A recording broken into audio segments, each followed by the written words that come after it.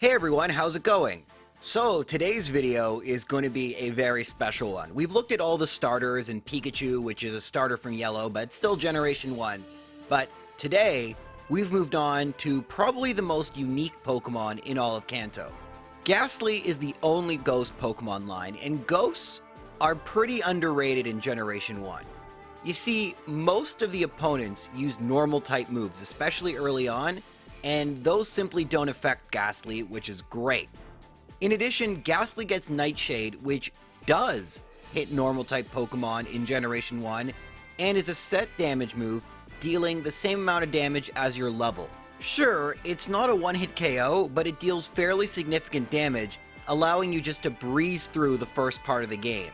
Like always, I use a GameShark code in order to get Gastly to be my starter, and reset until I have a decent Gastly, but it won't really matter because we can absolutely destroy the first Bug Trainer and his Weedle, since Poison is double resisted by Gastly, and Brock does not have a move that can actually hit us, except for Bide. If he uses Bide, we would just use Confuse Ray, and oh yeah, we get Confuse Ray, which is super useful.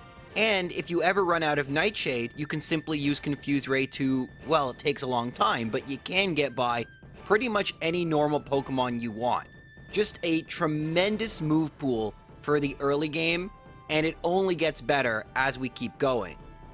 Now, proceeding through Route 3, I decided to try something. As you see in the title, I wanted to see if I could sort of follow the Minimum Battles challenge rules in a solo run, which is kind of crazy. Now, the Minimum Battles is a challenge I also run on the channel, and basically all you need to know is I try and battle as few trainers and wild Pokemon as possible.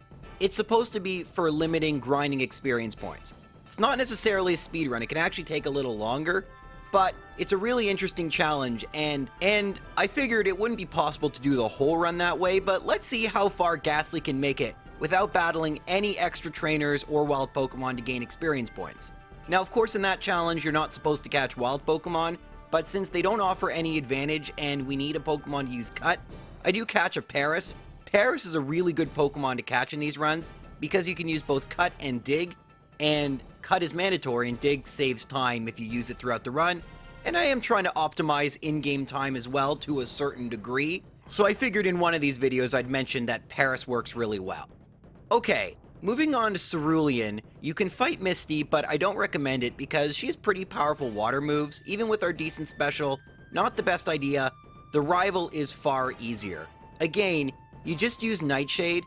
In terms of what starter I picked for the rival, you'll notice I picked Squirtle. The truth is, Gastly's move pool will make it good against all the starters, but Blastoise has the best defensive stats, and will ensure the rival has Execute and Growlithe, which are slightly more frustrating to deal with than the Gyarados for reasons that will become apparent shortly. Once again, the biggest threat in the rival fight is Pidgeotto, but because you also have Confuse Ray, it should be a pretty easy victory. You may also notice I used Lick on the Abra and it doesn't affect it. That's right, Psychic Pokemon are so overpowered in Generation 1, not only isn't it weak to Ghost, it's immune to it, and there's only one Ghost attack that actually deals Ghost damage in the whole game, Lick, and we're going to use it only periodically when we have a Pokemon that's hit by it, which does include the rival Squirtle if you run out of Nightshades, which is possible with Sand Attack. But moving on, we can actually stick to minimum battles throughout this section of the game, and here is where I did something that in retrospect I probably shouldn't have done. I fought Misty. Now I did win, but as you can see, Misty could have easily defeated me had she used Bubble Beam with Starmie instead of spamming Water Gun, although I did try Confuse Ray, which didn't end up doing anything, so the luck was kind of neutral, but it would be a lot safer later, especially because, once again, Lick does not do super effective damage. We're stuck with Nightshade, and since Nightshade is dependent on your level, being a few levels higher would have helped, but battle ended up going well anyway, and we're still at minimum battles heading to Vermilion. And once there, we go to the SSN and fight Rival 3, who isn't too bad, but of course, you may not win on your first try. The Pidgeotto and the Wartortle require 3 Nightshades, the Kadabra and the Raticate require 2. Now, the Pidgeotto could use Sand Attack, which would be a problem. Raticate really isn't an issue at all, but the Kadabra does have a turn to hit you with a Confusion. Thankfully, it only has one opportunity because Gastly is really good speed, so we'll outspeed the Kadabra at our level, and the Wartortle really isn't much of a problem, dealing barely any damage with its attacks, and we're able to go get cut and move on to fight Lieutenant Surge, right? Wrong. While Lieutenant Surge would be very beneficial to fight right now because we would get Thunderbolt, which Gastly can learn, unfortunately, we're just not at high enough of a level, and yes, we could use our rare candies, but it's best to save those for later. So instead, we're actually going to skip Lieutenant Surge for now and proceed to Rock Tunnel. As we get to this part of the game, Pokemon are starting to appear that can hit Gastly, and in Rock Tunnel itself, it's a little tricky with the Cubone and the Slowpoke, both having super effective moves. Because I wanted to try and do this minimum battles, I had to save and then reset, since if you lose a battle and gain experience points, obviously it wasn't the minimum number of battles, and a couple of them did take me 2 tries, one of them being this Hiker with the 2 Geodude and a Graveler. Typically for Pokemon with normal moves, this guy is really tough, but he can be really easy if he cooperates and uses self-destruct. Funny enough, usually this is what you don't want, because that would deal pretty significant damage. But since we're a ghost Pokemon, that is what we do want, and if he uses them quickly, we can get through the entire fight in 3 turns, theoretically. Rock Throw, however, does significant damage. Our defense isn't great, so you can lose, but not too much of an issue. Only one other trainer to fight, and she's pretty easy. And we've made it all the way to Lavender Town with minimum battles. There's one trainer you have to fight on the way to Celadon, and once we get there, we get a huge boost to our move pool. Since we can buy some vitamins, sure, that helps her stats, we can get a freshwater and get access to Saffron. In Saffron, Mr. Psychic gives us the TM for Psychic. And as you know, in Generation 1, Psychic moves are super overpowered. And to demonstrate this, let's go back to Vermilion and fight Lieutenant Surge and see how he deals with our slightly higher level Gastly, now using Psychic instead of Nightshade. It's like night and day. Pause for laughter. In seriousness, even with pretty abysmal luck, I won. So both Voltorb and Pikachu are one-hit KOs with Psychic. Raichu is not, and actually hit me with 2 Thunderbolt, which is its most powerful move.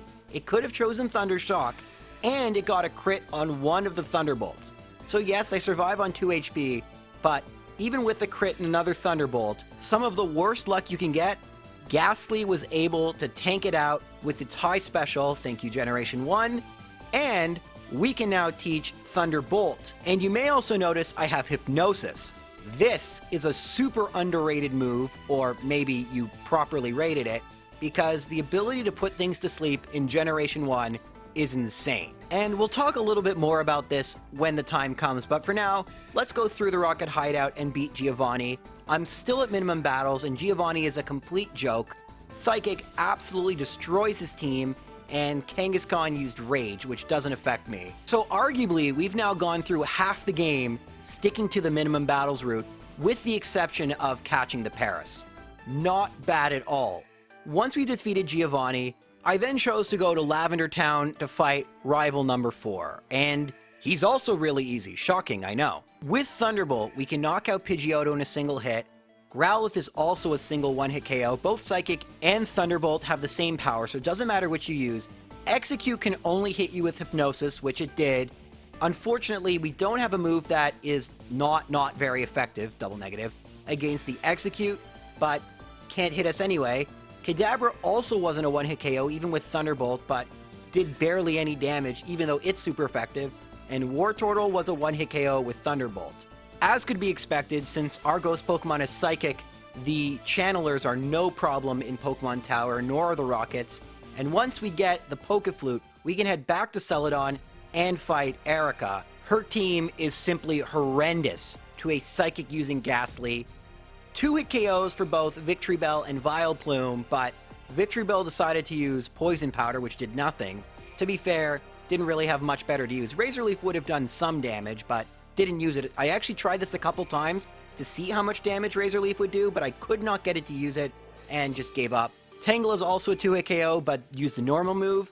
And Vileplume did use Mega Drain, did next to nothing. My special is incredible. And for those of you who are wondering, Petal Dance would have done just under double, so like 14 health. Not an issue whatsoever. let's move on.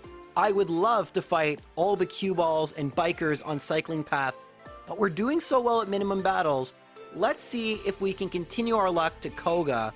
Koga's gym is actually a little tough because he has Psychic Pokemon, and they're definitely the biggest obstacle to Gastly because of our Poison typing and thus the weakness to Psychic moves. Now, I was having trouble with the Juggler, so I thought I would try and go through Sylph Company. There is only one mandatory rocket you need to fight, so if I'm sticking to minimum battles, that doesn't really help much for experience points since he just has an Arbok, but I do get some money. I did try to beat Rival 5, but no dice, so I used the money I gained from the items I collected and defeating the rocket to buy some more calciums, and I wanted to try the Juggler again because I knew if I could get past the 2 Jugglers that were mandatory, Koga would be not an issue whatsoever. Well, with those calciums, I was able to 2-hit KO everything, and the Juggler likes to switch. The first one wasn't a problem. The second one, I decided to use Hypnosis for the first time and put his Hypno to sleep, which helped because the Hypno can deal significant damage. Was able to get by him, and that was tougher than the actual gym leader who uses Poison-type moves, which I double resist, plus I can't be poisoned, and because of that, I was able to defeat Koga without taking any damage. Always feel a little bit of pride when that happens, but at this point, if we want to stick to minimum battles, we have to fight Rival 5 and try and win, and the battle did not get off to a great start. Pidgeotto started by critical hitting with Wing Attack, which can hit me. I did get a critical hit on the Growlithe, not sure if it would have one-shot either way. Execute can't damage me anyway and didn't use Hypnosis, so good for not wasting time. But the biggest obstacle is Alakazam. Would I be able to put it to sleep before it one-shotted me with a Psychic move? Before it outsped me. Thankfully now, I outspeed it, and I do get off a Hypnosis. In Generation 1, Sleep lasts between 1 and 7 turns, plus you can't attack the turn you wake up. So in a sense, it's really like between 2 and 8 turns of Pokemon can't attack you. But referring to real Pokemon turns once again, I needed to stay asleep for 2 actual turns because I have to get off 3 Thunderbolt. It did, and I was able to get past the Alakazam. Blastoise is not a one-hit KO, part of the reason I had the rival pick it, but it decided to use Withdraw. Very effective rival. I know Gastly is known for its physical attack, and I was able to win the fight, even with that terribly unlucky critical hit at the beginning. Now, I had kept Confuse right to this point, but I decided for Giovanni, I would teach Mega Drain because he does have a ground rock Pokemon, and Mega Drain will be super helpful against those. Nonetheless, Giovanni's team matches up horribly against Gastly, and not only did I escape with no damage, but due to Mega Drain, I actually gained some HP back. So I think we can consider that fight a pretty big success. But at this point, there are very, very few trainers left for me to fight. The only mandatory ones left are Sabrina, Blaine, 2 trainers in Giovanni's gym, Giovanni again, the rival, and then the Elite Four and Champion. This is where the run is going to get super tough. If I'm going to need to start battling extra trainers and gaining some more experience points, here is where it's going to be. Sabrina looks like she's going to be really tough, so I'm going to go fight Blaine first. And it started off pretty well because Growlithe, its good AI says, Agility is a Psychic move. That will be super effective. I should use that. Except Agility doesn't deal damage. The AI doesn't know that. Common problem in Generation 1. This is not the only battle we will use this to our advantage. Ponyta actually tried to attack us with Fire Spin, which is annoying. It's like the fire version of Wrap, so it just deals damage every single turn. Very, very frustrating move in Generation 1, but it missed. 2 Psychics, goodbye Ponyta. Now Rapidash actually did hit with a Fire Spin and got a critical hit, which is double annoying because I got a special drop on my first turn with Psychic, and it completely bypasses that. I get another special drop with Psychic, and so Fire Spin does less damage, but you might be wondering, why the heck am I getting so many special drops? In Generation 1, Psychic has a 33% chance to lower the opponent's special. Considering that special is both offensive and defensive, that is an insanely overpowered move. I cannot begin to explain how ridiculously overpowered Psychic Pokemon are in Generation 1. Arcanine has Fire Blast, so it was a problem. I used Hypnosis. Of course, it wakes up first turn.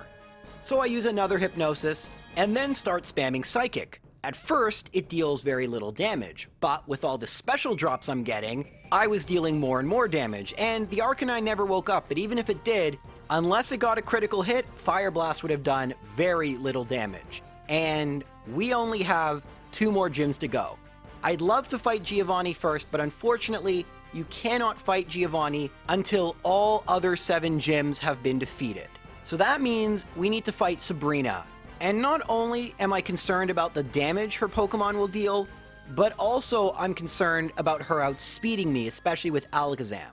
We thankfully do outspeed the first Kadabra, and I use Hypnosis since a Psybeam from that Kadabra does about 3/4 of health, so that's not very good. It takes 2 Thunderbolts to knock out the Kadabra. Now all of Mr. Mime's moves are Psychic, so it just randomly chooses which one to use, with Confusion being the worst. Light Screen isn't great either. If it doesn't use Light Screen, it's about a 2 to 3 hit KO depending on ranges. If it uses Light Screen, it can heal, and then we have to just kinda hope it doesn't use Confusion. I got pretty lucky, and while it's not as bad as Psybeam if it does use a Confusion, Confusion plus Psybeam equals loss of fight. Now Venomoth is my personal favorite because you use 1 Psychic and down it goes. But then comes out Alakazam. It has 3 Psychic moves to choose from, and you will survive a Psybeam at full health. I decide to go for Hypnosis for obvious reasons, and I miss. Thankfully, it doesn't attack me, and I'm able to get a Hypnosis on it eventually. Once you do, it's normally a 3-hit KO. Alakazam does wake up on the last turn, but because you can't attack the turn you wake up, doesn't matter, and I win. Now, let's be very real about what happened. This was not my first victory against Sabrina. Originally, I used some rare candies so that I outsped the Alakazam. But the truth is, this fight is going to be lucky regardless. It's never going to be a 1-hit KO. Outspeeding it makes it slightly less lucky, but I was nervous about using the rare candies here and not having them for later against the Elite Four. In retrospect, wasn't actually necessary to save them. Use, I think, 3 rare candies to get to level 46, and if your speed is like mine, you'll outspeed the Alakazam, just making this fight slightly more consistent. Still, wanted to see if it was winnable if the Alakazam outsped you. Clearly it was, because there's only a 1 in 3 chance it picks Psybeam. And I know there'll be people in the comments saying how Red and Blue is so easy, but it really isn't all the time. Sometimes it's easy because of stuff like this, but other times because of bad move pools and tight balancing, some of these runs are downright impossible, so it's a give and take.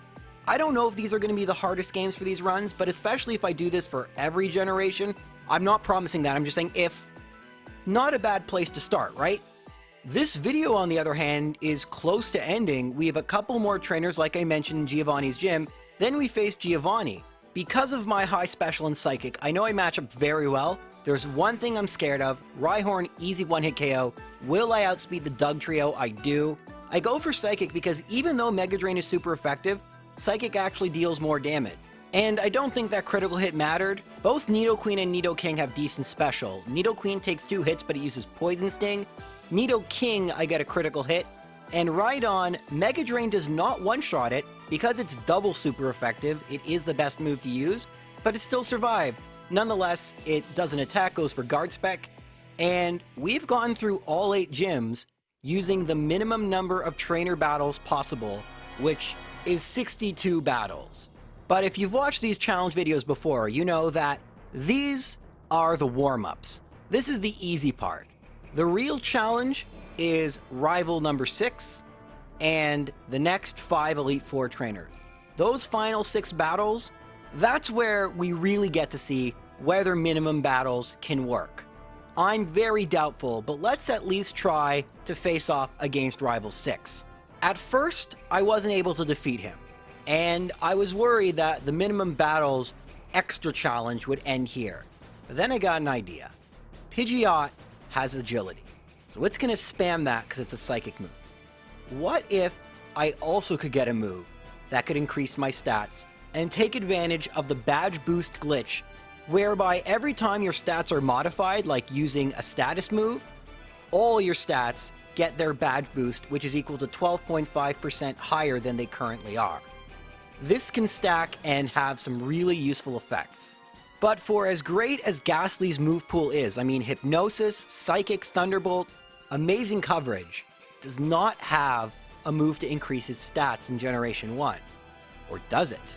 Because a move that every Pokemon that learns TMs can learn that can theoretically give you a boosting move is Mimic. And what if we get rid of Mega Drain, which, let's face it, wasn't all that useful, and teach it Mimic? Can we then defeat Rival 6? Well, let's take a look. Like I just said, Pidgeot will keep spamming Agility since it's classified as a Psychic move, and the AI thinks it's strong against my Poison typing. I will Mimic Agility, and I'll be able to use it 3 times, slightly increasing the rest of my stats, including Special. Now, previously, Thunderbolt was not a one-hit KO against Pidgeot, as you saw. Now, it is. Psychic one-hit KOs both Growlithe and Rhyhorn.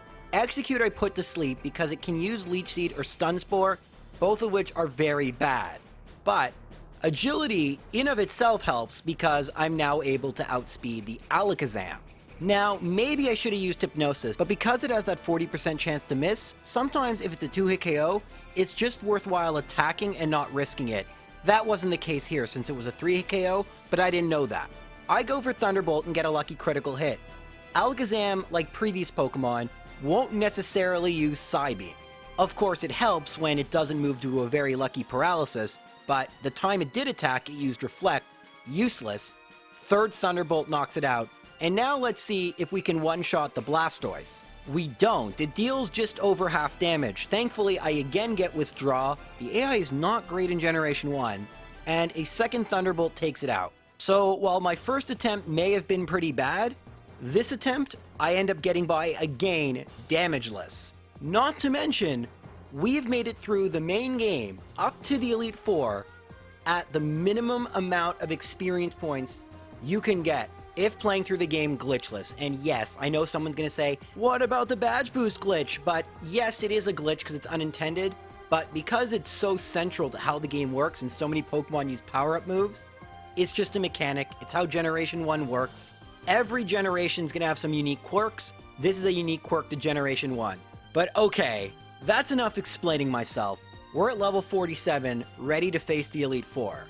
That's not exactly a recipe for success, but thankfully, the Elite Four starts off pretty easy.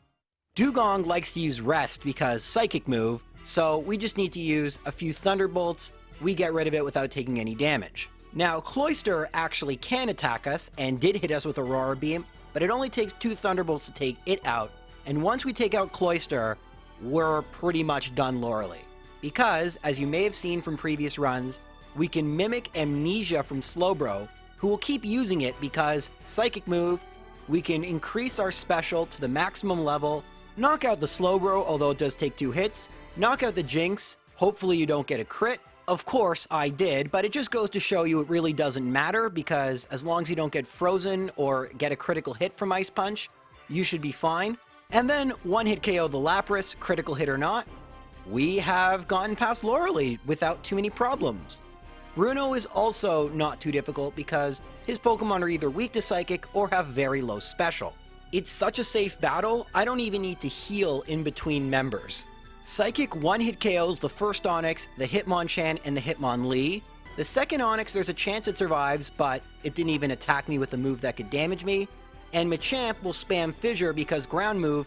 Fissure, like all one-hit KO moves, don't work if your speed is higher, my speed is higher, so very, very easy battle. That was the first time Onix survived a single Psychic, so that's something new I learned, but the outcome was truly never in doubt. Agatha, on the other hand, like always, is a little scary, no pun intended. If her Gengars outspeed my Gastly, they'll hit me with Hypnosis, Confuse Ray, it'll be very bad. So, what I need to do is use my rare candies. I know, not minimum experience points, but we're still sticking to minimum battles, which is insane. But, as they should be, the last 3 trainers are by far the most difficult. Now that I'm 8 levels higher, I outspeed the first Gengar, and you might think I use Hypnosis, but it's just too risky. I'd rather go for the 2-turn Psychic. The slim chance she uses Hypnosis on me and it hits just isn't worth me using Hypnosis and it missing, since Psychic itself is a 2-hit KO. So I just go for that. She does hit me with Confuse Ray. That's not great, but my attack is low, so it's not the end of the world. And at least we're 1 Gengar down. Now Golbat actually helps us out a great deal. I hit myself in Confusion, it goes for Supersonic, hit myself again in Confusion, and she goes for Haze. Now in Generation 1, Haze actually removes Confusion, so I'm able to freely use Psychic. It doesn't quite one-hit KO it, but does lower its health low enough where Agatha feels she should have used a Super Potion retroactively. Whatever. Haunter is also a 2-hit KO, but thankfully she doesn't even attack with the Haunter, she withdraws it for Arbok. Arbok can be a 1-hit KO, although it's a range and I don't get it, but she once again withdraws the Arbok, and that's great because Glare would have been very problematic. Now knocking out the Haunter and the Arbok are easy because I outspeed, and now we just have one Gengar left. I had actually yet to make it this far, and to my horror, Gengar outsped me and hit me with Nightshade. I use Psychic, it will be a 2-hit KO, but another Nightshade will knock me out, and hit from Confusion will be bad, but it goes for Toxic! What is Agatha doing? Who cares? Psychic! And we have beaten Agatha. Not the prettiest battle, but I'll take it at least for now, considering I haven't actually made it to Lance or the rival fight yet. Since I heavily edit my videos, you don't see the 20 failed attempts where I learn strategy and figure out what moves I want and when I want to use them. You just see what I eventually figured out. Here, you're seeing my second attempt at the Elite Four, so the strategies aren't exactly polished yet. And honestly, I was extremely worried about Lance. He can be a real run ender, but in this run, he's awful. Because 3 of Lance's 5 Pokemon have agility.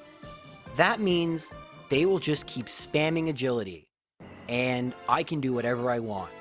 Gyarados will be 1-hit KO by Thunderbolt, and I can mimic agility on the Dragonair, which is almost the perfect move because Aerodactyl has incredible speed, and I probably wouldn't have outsped it. You can tell, by the way, this is my first Lance battle because I even try to go for Hypnosis, not realizing Lance will consistently use agility against my poison Pokemon. You can even tell the moment I realize it because I stop for a second, hit Psychic, forget how many agilities I used, go back for a 4th agility which does nothing, and then use Psychic again to knock out the Dragonair.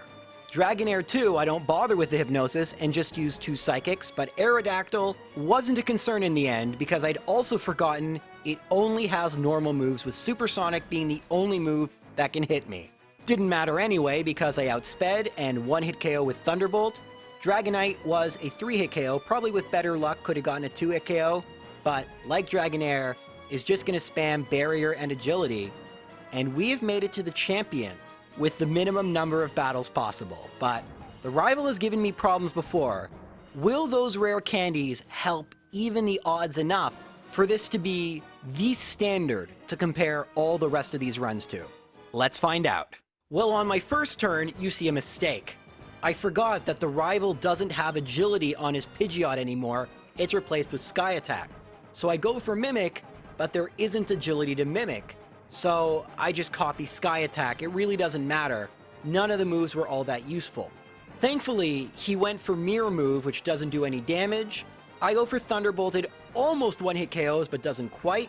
It goes for Sky Attack, which would have been very scary. Had it gone the last turn, that would have been run over, and it would have been all my fault. But it didn't, so I knock out the Pidgeot the next turn. Now, Alakazam has both Psybeam and Psychic. I don't want to know how much damage either of them will do, so I go for Hypnosis, and I miss. Thankfully, he goes for Reflect, which was not a high chance of happening, and I do hit the next Hypnosis, but I need Alakazam to stay asleep. Without any boosts, Thunderbolt is a 3-hit KO, but Alakazam never wakes up, and that is probably the scariest Pokemon out of the way, but by no means can we relax just yet. Well, I mean, we can against the Rhydon because it also only has normal moves. It takes 2 Psychics to knock it out. Arcanine can hit you with Ember, which does next to nothing. Another 2 Psychics will do the trick. Now, Executor would be very scary. It has super high special, but it doesn't have any moves that can actually damage me, only knowing Barrage and Stomp. This actually makes absolutely no sense because his Execute knew other moves. Why wouldn't Executor maintain them? It would. It's a matter of the game giving Executor the moves a regular Executor would learn without accounting for the fact he previously had an Execute. Doesn't really matter, I just wanted to point that out, but as you can see, this part is really, really boring. He will use Hypnosis on every single turn because it's the Psychic move, And so I just have to use Sky Attack, wait, and then it attacks. Thankfully, Sky Attack doesn't get interrupted, which is super nice. Takes quite a few hits to knock this thing out, and I'm gonna be honest, I was not appreciating the suspense. Blastoise was picked because it knows Hydro Pump, and I mistakenly thought Blastoise had better special than Charizard. It doesn't, they're actually the same. Truth is, this technically is the most difficult version of the fight because Arcanine actually dealt damage with Ember, and Gyarados would have been an easy one-hit KO with Thunderbolt. But finally, the waiting for Executor to faint is over, and it's the moment of truth. Thunderbolt obviously does not one-hit KO. I'm waiting for that Hydro Pump. Minimum battles on the line. Withdraw. I'm almost disappointed. I wanted a more dramatic finish, but I will take it. We used a single pre-evolved Pokemon, only engaged in mandatory battles, and in under 5 hours, 4.5 hours, 2 hours less than my next best Bulbasaur, we were able to beat the game at level 61. With the Retron speed up, it took me just over an hour of real time to get through this run. That too is insanely fast. I could not be happier. Sometimes I wish I recorded my reactions live because I was so pumped up. Doing this challenge minimum battles was a joke to me. I would say, hey, let's try doing this run minimum battles, and it would last all of 2 gyms, and I'd start fighting other trainers to make fights less terrible. This time, no fight ever became terrible enough. At most, I lost 1 or 2 times. This was my second attempt at the Elite Four, my first on Lance and the rival. Insanity. I knew Gastly would be interesting. I thought it would be one of the better runs. I did not think it would be the gold standard. Trying to best this run will be extremely difficult, if not impossible. I am very skeptical we will ever see a run better than this, but I've already learned so much doing the series, perhaps I'm wrong about this too. So thanks everyone for watching. Next video will be up in a few days. If there's a Pokemon you want to see, put it in the comment section below. The Pokemon I see appear the most times in the comments, I will do sooner. So once again, thanks for watching, take care.